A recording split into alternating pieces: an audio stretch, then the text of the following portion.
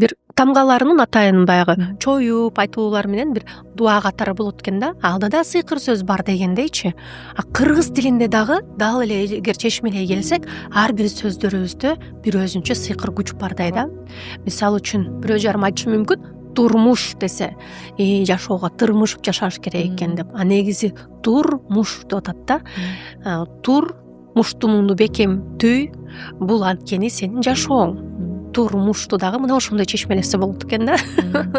Анан адам деген бул жөн гана пенде.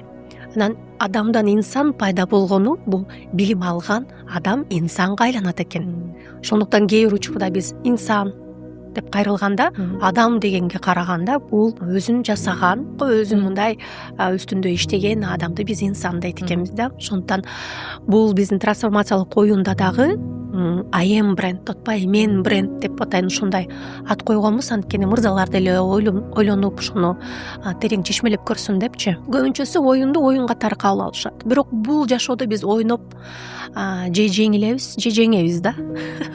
Жеңилген оңоюраак келет экен, анткени оюнга киргенден баштап эле көңүл бурбай койсоң, уктаган абалда отура берсең, кунт коюп бир аракетке кирбесең, жашоодо деле уктап жатып эле өтүп кетесиң.